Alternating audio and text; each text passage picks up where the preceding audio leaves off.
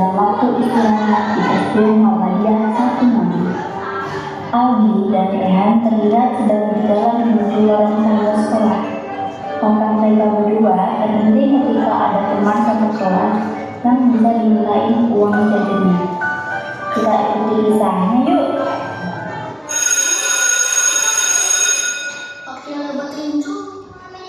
Hahaha, gitu dipanggil aja pasti cair.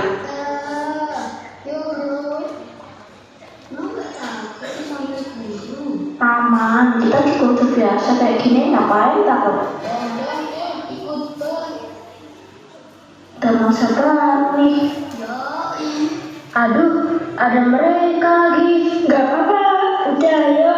Kamu gak tahu mereka itu preman di sekolah ini. Enggak, udahlah, kita pura-pura gak tahu aja. Mau kemana nih? Mau ke kantin, minggir. Mau ke atas, ada uangnya enggak? Nggak punya. Alah, gak usah bohong. Masa ke kantin gak bawa uang? Emang gue percaya ya kan? Beneran, kita gak bawa uang. Masa kamu gak bawa uang? Masih tahu nggak? Ini uang jajan aku. Udahlah, paksa aja kelamaan. Jangan, ini uang jajan kita.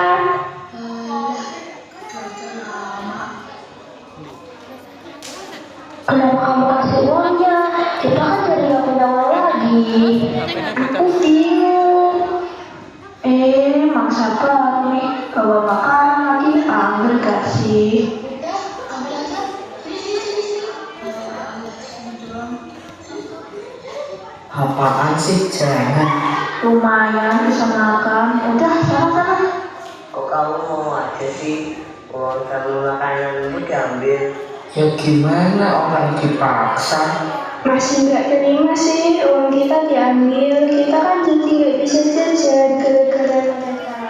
Udah, kita laporin ke guru aja. Kita laporin ini, kita laporin ke gurunya aja. Jadi kalian sekolah di sini. Enggak, Bu. Masih anak sekolah, bukannya belajar malah. Kalian ini ya. Iya, Bu. Mereka beneran yang ngalah. Mereka juga rapi. Maaf, Bu.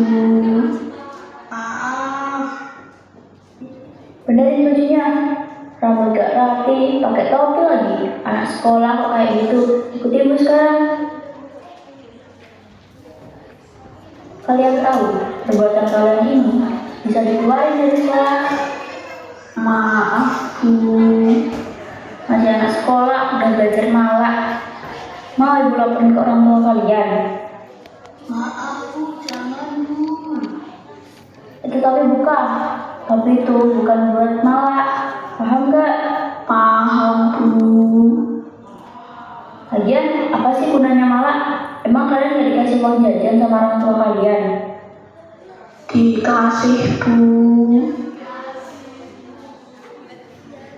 Terus ngapain masih malah? Gak ada gunanya. Sekolah itu belajar, bukan malah. Kalian mau diberlakukan ke orang tua kalian? Enggak, Bu. Maaf. Kalian tahu perbuatan kalian ini dosa.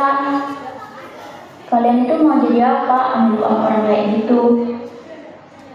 Pokoknya kalau ibu tahu kalian ambil uang orang lagi, ibu laporin kalian ke orang tua kalian. Kalau bisa dikeluarin dari sekolah. Paham? Tidak ada kenakalan yang tidak merugikan orang lain. Sadarlah dan ubah sikap burukmu.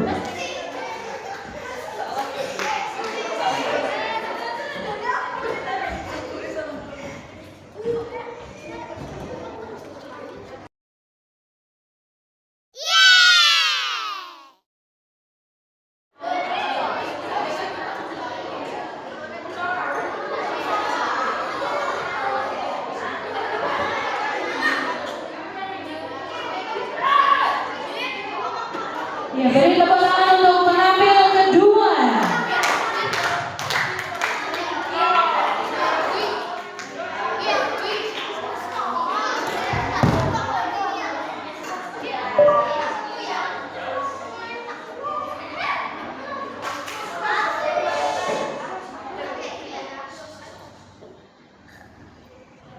Alkisah, hiduplah seorang perempuan tua pada zaman dahulu. Mbok Sri namanya. Sejak dulu, Mbok Sri sangat menginginkan seorang anak. Namun, hingga suaminya meninggal dunia, belum juga dia dikaruniai seorang keturunan. Meski demikian, keinginan Mbok Sri untuk mempunyai anak terus bergelora. Dia berharap pada seseorang yang berbaik hati memberikan anak kepadanya. Anak yang akan dirawat dan penuh kasih sayang dan berharap bisa menemaninya di masa tua.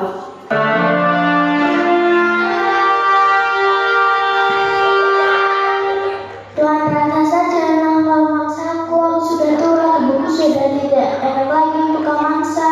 Sama sekali, aku tidak ingin memaksamu. Justru, aku ingin memberimu sesuatu. Tanamlah biji-biji mentimun ini. Niscaya, kau akan mendapat apa yang kau inginkan selama ini. Mbok Sri dengan takut pun mendekat dan menerima pemberian raksasa tersebut. Terima kasih Tuan raksasa.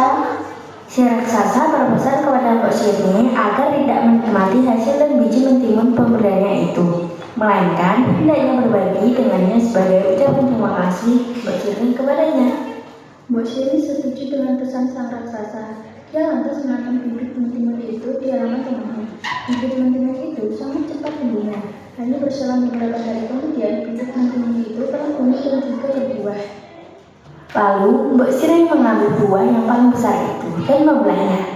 Dan Mbok Sri sangat terkejut ketika mendapati bayi perempuan yang cantik dalam buah mentimun emas tersebut. Mbok Sri sangat bersyukur karena doa dan keinginannya dikabulkan oleh Tuhan. Dan dia memberi nama bayi itu dengan sebutan timun emas.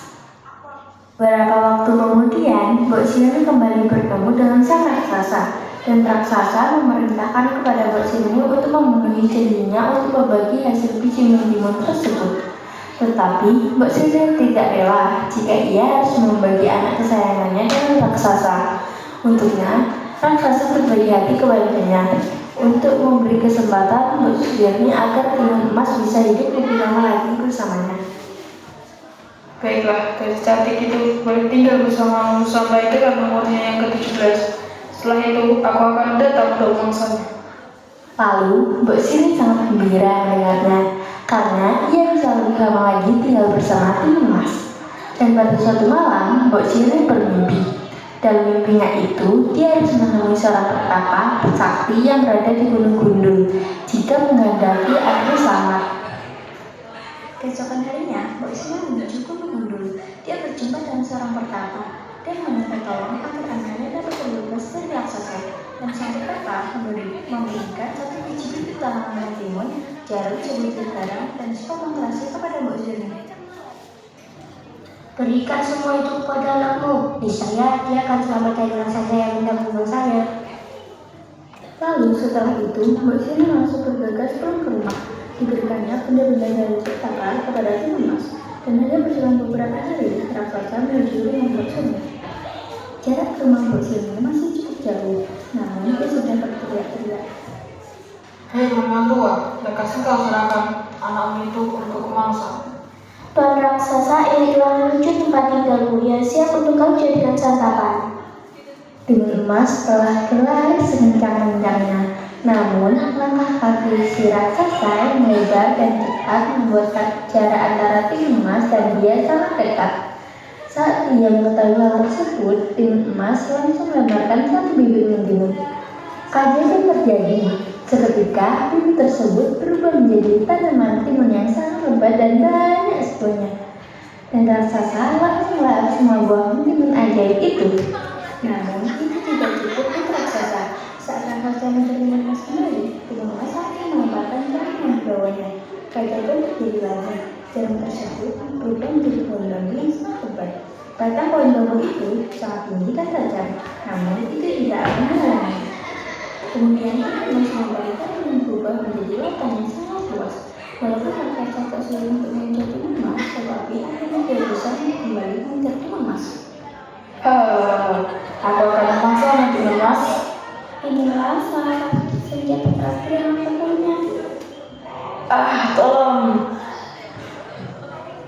Aku bersyukur kepada Tuhan yang telah terbebas dari raksasa Bilqis, pemaksa manusia.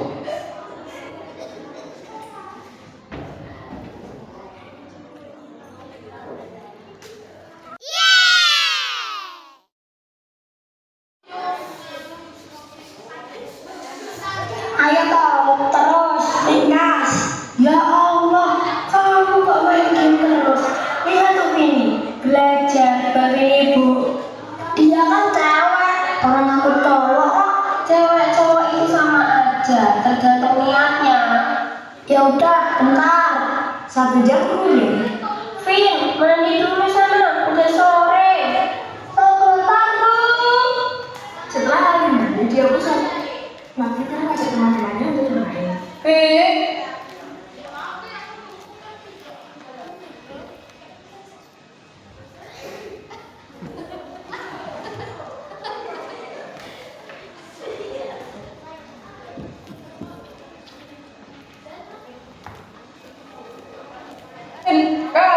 Kabar Vin, Cece.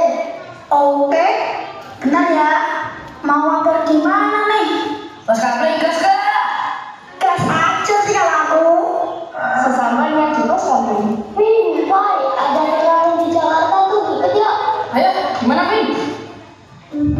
Aku tanya dulu tuh ya. Kalau boleh, WA ya. Siap bos. Bu, aku ikut turnamen ya. Mau jadi apa kamu tuh kayak gitu? Halo Bu, temanku pada ikut semua. Emang gimana kalau turnamennya?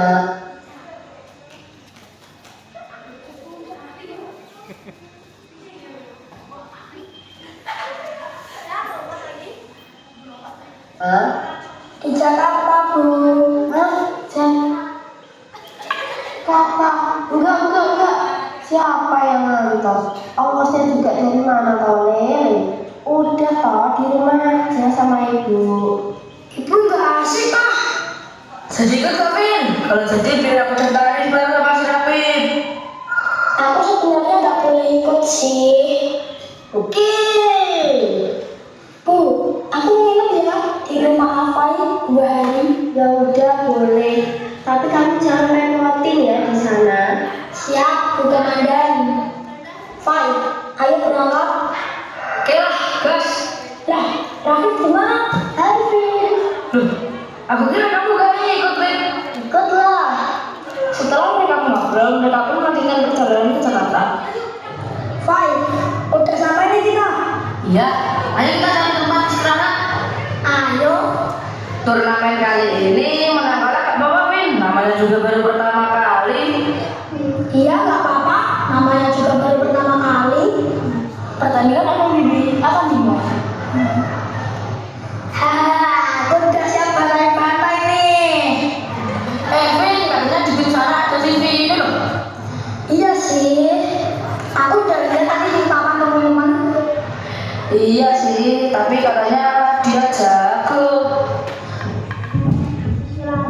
Semoga kita menang ya. Pertandingan dimulai. Waduh, bisa gak Vin? 1 versus 5 loh, yuk. Ayo Dexter, waktunya menunjukkan kita. Berani juga tuh si Calvin. Ya Allah, dikit lagi. Alhamdulillah menang. Wow, mantap Vin. Akhirnya Calvin dan teman-temannya menang pertandingan MVP di Jakarta. Duh, timku kok bisa kalah ya? Ya udahlah, nggak apa-apa, kan masih ada tahun depan.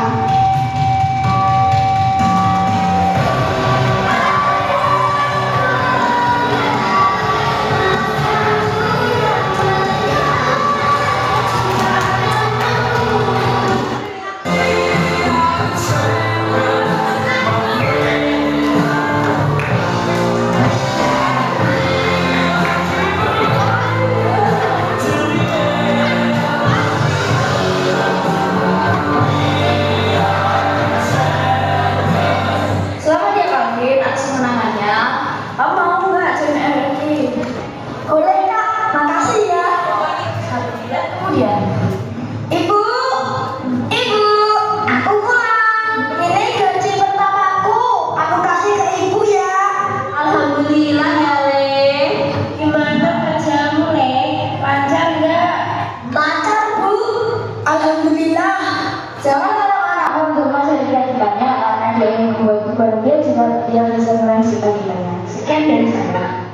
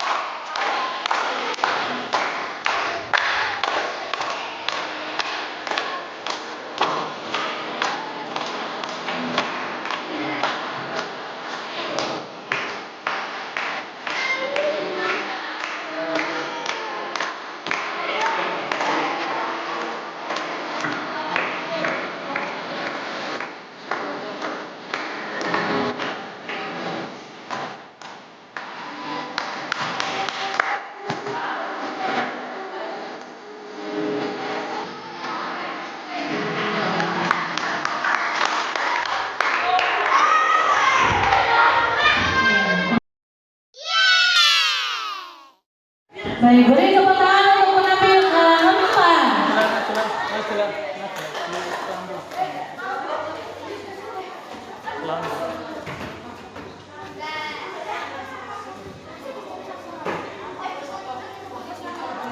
Suatu ketika, di saat keadilan sudah menjadi kata yang punah, sedang diadakan ujian semester. Iqbal dan Reza duduk sebangku, Mila dan Aira duduk sebangku di depannya. Mata pelajaran yang sedang diujikan adalah matematika. Semua murid terlihat kebingungan dan kewalahan dengan soalnya. Dan terjadilah percakapan antara 5 murid, Iqbal, Reza, Riki, Mila, Aira. Mila minta jawaban nomor 9 dan 10 dong. B dan D. Kalau soal nomor 5, 7, dan 12 jawabannya apa, Mil? Hush, jangan kencang-kencang, nanti gurunya dengar. Ayo dikerjakan masing-masing ya, jangan berisik nanti mengganggu teman yang lain. Soalnya sudah sekali, masih banyak yang belum dikerjakan.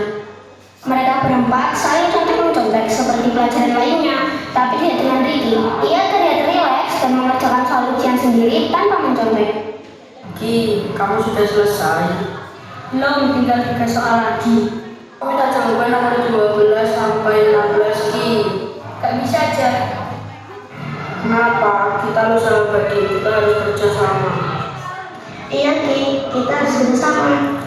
Iya loh, kan yang bisa diharap di sini cuma kamu, Ki. Tapi bukan kerja sama kayak gini, Desi. Kenapa emangnya Ki? Kan 5 soal aja. Mencontek ataupun memberi contekan adalah hal buruk. Sama saja kalau kita tuh gak jujur ngerjain ulangan ini, aku gak mau dianggap gak jujur ngerjain ulangan ini. Tapi ini sangat mendesak, Ki. Iya, Ki. Terus lah. Gak bisa. Ya sudah, biarkan saja. Kau bisa saja diri sendiri. Dan kami urutannya kita sendiri. Biarkan saja dia, kita lihat buku aja. Reza lalu mengeluarkan buku dari kolom bangkunya secara diam-diam, kemudian melihat rumus dan jawaban di dalamnya. Lalu Aira menanyakan hasilnya. Bagaimana, Jar? Ada enggak? Ada, dengerin ya, 12B, 13B, 14A, 15C, dan 16A. Karena suara Reza yang agak terdengar keras, guru pun mendengarnya dan menghampiri mereka berempat dan guru mengusir mereka karena ketahuan mencontek. Mereka berempat dihukum berdiri di depan kelas. Reza, Aira, Mila, Iqbal, ayo kalian dihukum semua berdiri di depan kelas. Aku gak nyangka bakal dihukum kayak gini. Harusnya kita belajar ya. Iya, betul aja lagi. Iya, coba kalau kita tadi belajar. Nyesel banget aku. Setelah itu, Ricky beranjak ke depan kelas menghampiri mereka. Kemudian Ricky ikut berdiri seperti sahabatnya. Kenapa, Ki? Kamu dihukum juga? Enggak, aku cuma mau ngerasain apa yang kalian rasakan. Kita sahabat kan? Aku mau kita sama-sama. Aku berharap ini menjadi pelajaran buat kita semua. Mudah-mudahan ini yang terakhir. Kita sahabat sejati. Tunggu bentar, kalau kamu sahabat, kita pasti kamu kasih lihat tadi jawabannya satu ujian. Tapi, loh, kenapa Ki? Gak biasanya kamu kayak gini. Iya, kamu kenapa Ki? Kesambat. Aku gak suka sahabat yang gak mau saling membantu satu sama lain. Iya sih ya, tapi gak mau membantu mencontek. Ya, betul itu Bal. Ya, betul tuh. Iyain sudah, kamu semua betul, aku salah. Oke, hukumannya belum selesai. Biarkan aku juga yang kena marah. Semenjak kejadian itu, Reza menjauh dari sahabat-sahabatnya. Ricky yang merasa bersalah selalu mengingatkan kejadian yang dialaminya kemarin. Ricky, kamu kenapa dulu? Ada, kamu buat kaget saja. Hei, sorry. Kamu termenung gara-gara Reza ya? Apaan ini rame-rame? Gak ada apa-apa kok. Rasanya cuma kita berdua cowok di sini. Aku gak ngerasain tuh. Dari kejauhan, Reza menatap si Bes. Dia ingin melihat sahabat-sahabatnya tertawa bersama. Ada besti-bestiku. Maksudnya mantan bestiku. Apa? Jadi kamu bilang kita ini bukan sahabat lagi? Oke, fine. Is, nggak lucu. Kamu iri, kayak bisa ketawa bersama. Gak tuh, gua gak iri. Zah, lu gak kangen apa kita ketawa kayak dulu lagi? Reza termenung di dalam hatinya terucap kata penyesalan, tapi dia tidak ingin mengucapkannya. Loh, kenapa diam? Kamu aneh, Zah. Kalau gua salah, gua minta maaf. Sekarang lo pikir aja yang salah siapa. Mila dan Iqbal pun pergi menjauh dan meninggalkan Reza dengan penyesalan. Dia ingin berminta maaf, namun dia mengurungkan niatnya. Keesokan harinya, guru mengadakan ujian dadakan. Semua murid terkejut, terutama Reza. Anak-anak, hari ini kita akan adakan ujian ya. Guru ingin tahu sejauh mana belajar kalian tentang materi yang sudah ibu sampaikan. Untuk kita lagi belajar ya. Iya. Guru memerintahkan untuk menjarakkan meja supaya tidak ada murid yang mencontek. Ayo semua atur jarak mejanya supaya tidak saling berdekatan. Reza yang kebingungan hanya bisa membolak-balikkan soal dan dia melaksanakan hal buruknya. Reza lalu mengeluarkan buku dari kolong bangkunya secara diam-diam. Tidak disadar buku Reza terjatuh dari kolong bangkunya. Guru langsung meminta Reza keluar ruangan kelas karena mencontek yang kedua kalinya. Reza, sejak lama kamu? Bawa kamu nyontek lagi. Reza, ayo keluar kelas sekarang. Menyesal aku. Ricky, Iqbal, Mila, dan Aira keluar kelas dan menghampiri Reza. Kita sahabat. Iya, kita kan sahabat. Sahabat itu harus selalu ada. We are best friend. Aku gak mau mengulanginya kembali. Pada hari itu semua tersenyum bahagia. Reza menyadari kesalahannya tidak mau mengulanginya kembali. Mereka selalu belajar bersama. Dan pada ulangan, Reza tidak kebingungan menjawab soal dan mesinnya. Reza mendapatkan nilai yang cukup bagus, begitu pula dengan Mila, Aira, Ricky, dan Iqbal. Guru tersenyum melihat kemajuan Reza. Nah, begitu dong kalau semua belajar, pasti nilainya bagus-bagus kan? Rajin belajar ya semua anak-anakku. Dengan belajar, kalian pasti akan mendapat nilai yang maksimal.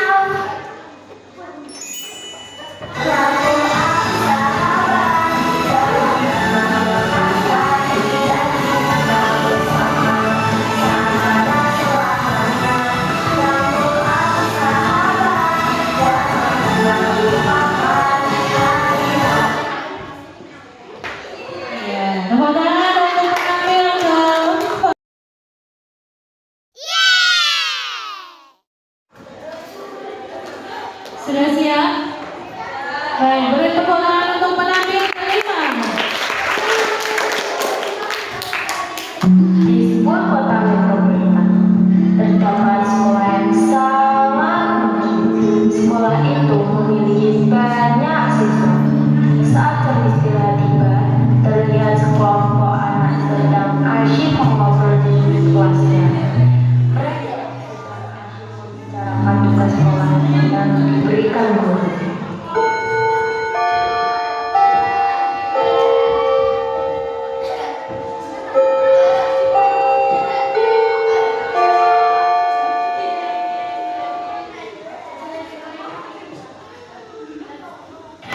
Kapan kita jadi kerja kelompoknya? Iya, ke rumah siapa lagi? Gimana kalau di rumahnya Nindi? Aku sih oke aja ya. Iya ya, di rumah Nindi. Oke. Jam berapa jadinya? Besok Sabtu jam ya. Siap, Bos.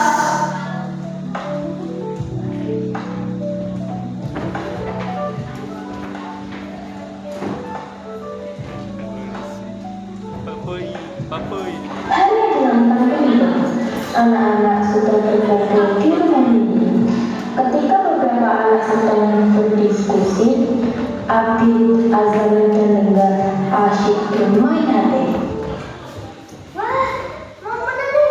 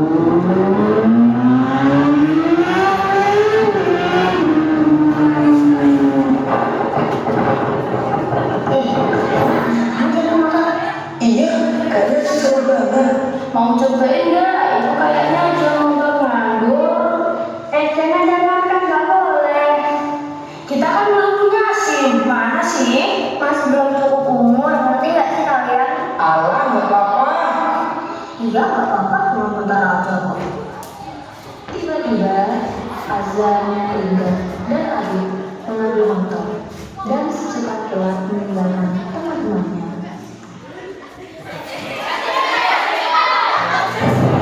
Ya ampun, seru banget ya naik motor. Iya, seru banget. Apalagi kalau kakaknya yang masih suka pantai. Yuk, shopping dulu guys.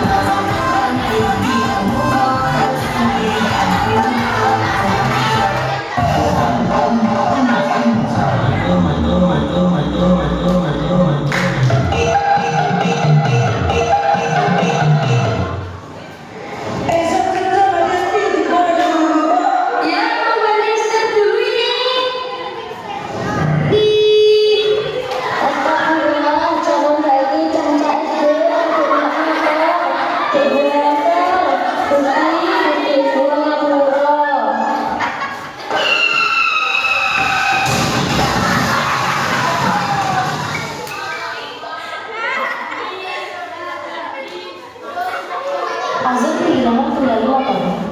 Kemudian terdengar suara tabrakan keras. Anak-anak terjatuh dan tersungkur. Adit, Rinda, dan Azam merintih kesakitan dan ditolong oleh warga sekitar. Sesaat setelah kejadian terdengar suara sirene polisi.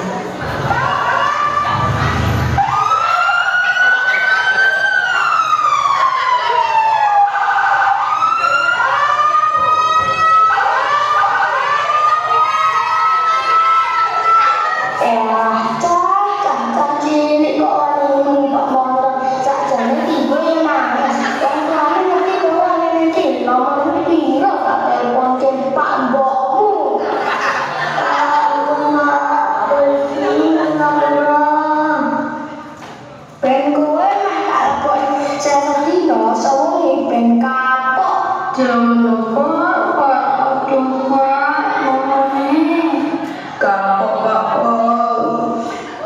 Sebelum punya SIM dan cukup umur, tidak boleh naik motor. Kalian tahu nggak syarat naik motor? Yang penting bisa ngecas dan ngelewat.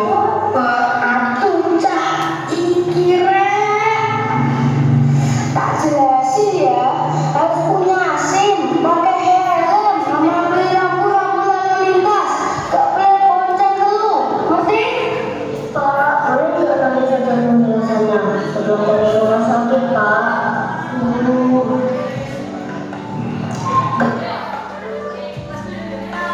Tiga anak tersebut dibawa ke rumah sakit menaiki ambulans dan ada orang tua dari mereka yang menemui di UGD.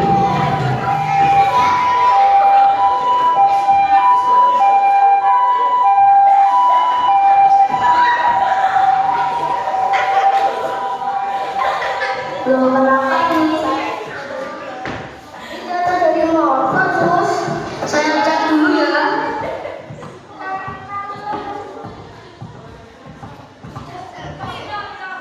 Tolong ini nanti dibersihkan dan diperban lukanya ya sus. Anak-anak jangan diulangi lagi ya. Itu perbuatan yang kurang baik. Iya dong. Dokter, keadaan anak-anak bagaimana ya? Tidak apa-apa bu, nanti sudah bisa pulang. Ayo anak-anak, kalian sudah dibolehkan pulang. Jangan diulangi lagi ya. Sesaat setelah itu, orang tua mereka membawa pulang anaknya.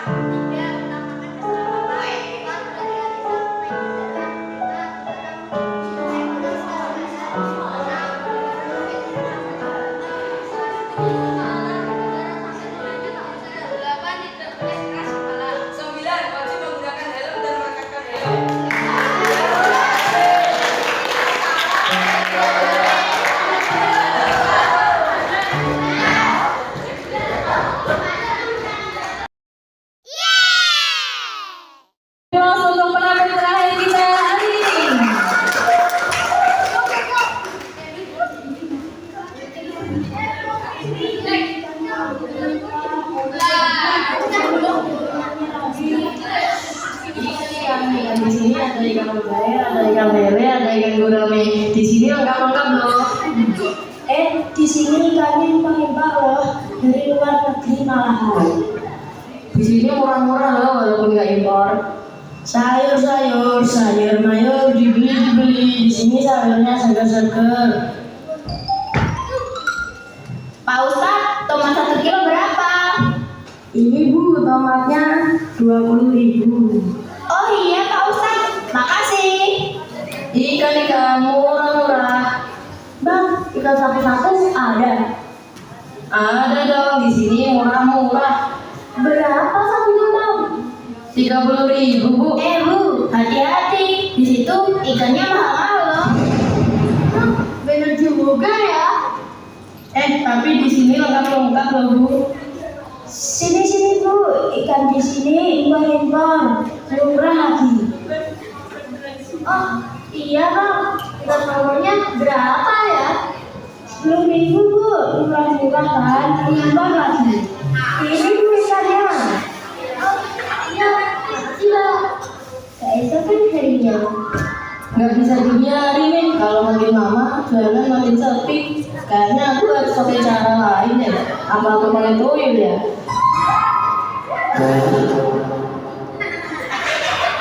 Yul, aku nawarin kau ambil uang yang ada di tas pembeli. Aman Bang. Dibeli Bu, ikannya seger-seger. Bang, beli ikannya 1, ikan lele ya. Oke, siap. Ini Bu, ikannya 20.000. Oh ya, makasih Bang. Sayur wortel, sayur tomat, sayur brokoli dibeli. Pak Ustadz, brokoli 1 ya, bungkus. Aman, ini Bu 5.000. Oh iya, ini uangnya. Kayaknya enak nih, sayur sama ikan. Beli ah. Ayo Bu, di sini ikannya seger-seger. Ikan asin 1 Bang. Siap Bu.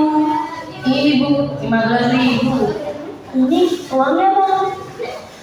Enaknya beli ikan apa ya? Ayo Bu, beli di sini aja. Bang, beli ikan guramenya 1 ya. Oke Bu, 20.000. Uangnya sudah aku ambil. Hanya aku sisakan 10.000 dan kepengaruhi dia. Kok uangku tinggal 10.000? Gimana ini Bang? Lah, gimana sih Bu? Kok malah tanya saya? Turunin dikit lah Bang. Gak bisa. Please, boleh ya Bang? Uangku tiba-tiba cuma sisa 10.000.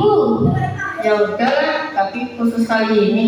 Makasih banyak ya Bang. Rencana aku berhasil Yul. Aman Mas, tuyul gitu. Kok dari tadi aku merasa melihat sosok tuyul ya, yang mempengaruhi pembeli sehingga membeli ke Bang Ucup. Apa jangan-jangan ini cuma pikiranku saja? Bang, merasa nggak sih kalau akhir-akhir ini kita melihat Bang Ucup jualannya makin ramai? Iya sih Pak Ustadz, dari tadi saya kayak merasa janggal, tapi bukan sebenarnya ya. Tadi saya nggak sengaja melihat sosok tuyul berkeliaran dan mempengaruhi orang-orang buat beli ke Bang Ucup. Emang iya ya Pak Ustadz? Iya, apa kita tanyakan saja? Ayo kita tanyakan langsung ke dia. Hei kamu pakai tuyul ya? Ini mempengaruhi orang untuk mengambil uangnya. Kamu nanya, kamu bukan tanya. Saya jualan biasa lah. Gak usah bohong kamu, Pak Ustadz melihatnya. Apakah benar kamu memakai tuyul untuk mempengaruhi pembeli dan mengambil uangnya? Tidak mungkin. Anda pasti Ustadz Kedungan ya? Kata siapa? Saya melihat tuyul di belakangmu yang kamu gendong kan? Gak mungkin lah Pak Ustadz bohong. Gimana ya? Lari. Kamu gak bisa lari dari sini. Pak Ustadz, rukiah. Siap. Bismillahirrahmanirrahim. Ya Allah, hilangkanlah setan ini. Mikir kau tuyul sian. Panas, lari. Mengapa Anda lakukan hal aneh ini untuk meramaikan daganganmu? Gak tahu. Saya malas. Lari. Jangan lari. Sudah. Biarkan dia pergi, nanti biar Allah yang membalas jasanya. Oh iya Pak Ustadz, makasih ya. Ya dia kabar sendiri. Akhirnya ya, masa kita kembali normal seperti dulu lagi. Alhamdulillah.